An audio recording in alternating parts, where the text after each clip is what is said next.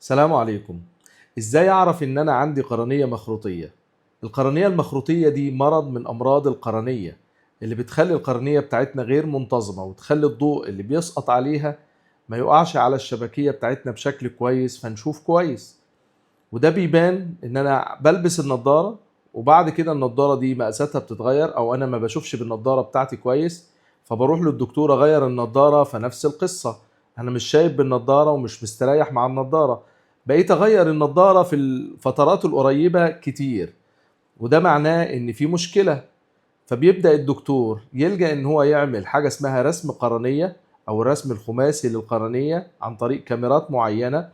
ده بيبين شكل القرنية المخروطية ودرجتها، وعلى أساس هذه الدرجة بنبدأ نحدد طريق العلاج اللي بتتوقف على درجة القرنية المخروطية، سواء بسيطة أو متوسطة أو شديدة.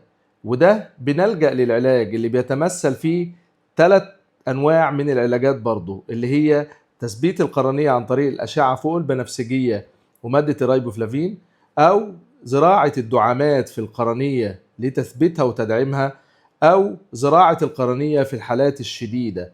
فأتمنى لو حد عنده العرض ده إنه بيغير النضارة بتاعته كتير بدون سبب وهو مش شايف كويس، إن يلجأ بسرعة لطبيب العيون علشان يطمن على القرنية بتاعته.